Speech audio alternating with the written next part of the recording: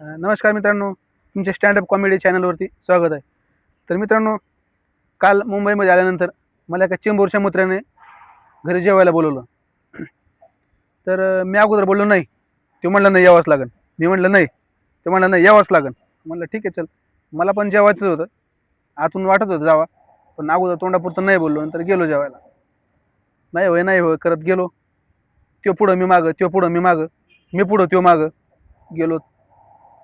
गेलो तर घरी गेल्यानंतर त्याच्या आई वडील होते घरी, त्याचा भाऊ होता.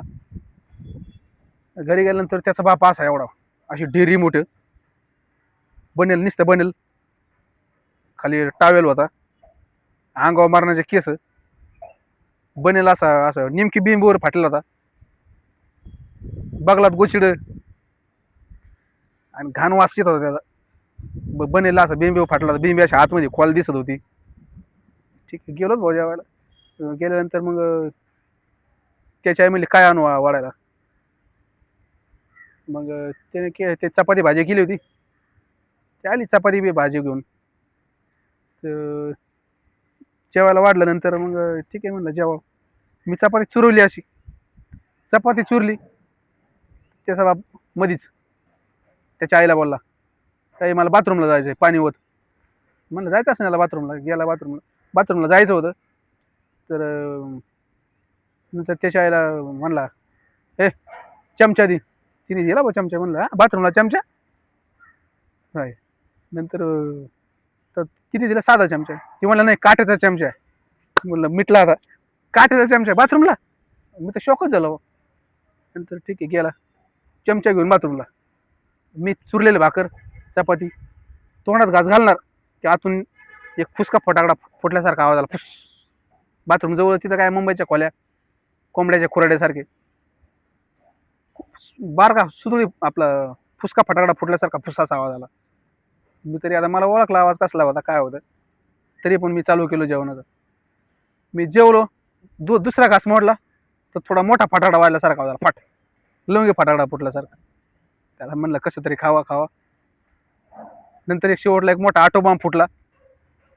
नंतर तो आला बाहेर आला. मला म्हणलं ए पोरा वरम भात घे, थोडा घे वरम भात. मी म्हटलं नको. बरं बळजबरी करून वरम भात वाढला. ते मला धर चमचा धर, हे चमचा. म्हणलं हा हे चमचा.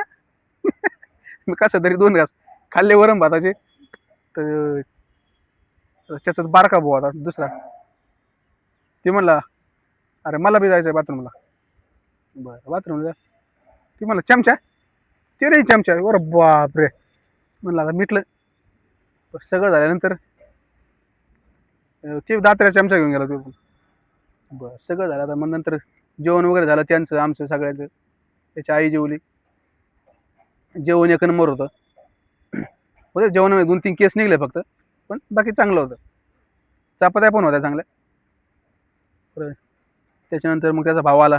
मला ते जेवण असं गडबड झाल्यासारखं झालं. मला बी आली बाथरूमला.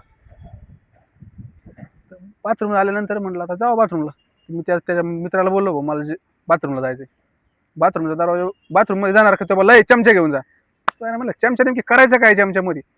तर मित्रांनो मला शेवटला कळलं ते बाथरूमला कडी नव्हती. कडी नसल्यामुळे त्या कडीमध्ये चमचा गुंतवावा लागत होता, म्हणून चमचा ती नत होते. तर मित्रांनो असं प्रत्येक गोष्टीचं असं काहीतरी रहस्य गुड लांबलेलं असतं. त्याच्यामुळे आपण कोणत्या गोष्टीला डायरेक्ट समोरासमोर शब्दशः घ्यायचं नाही.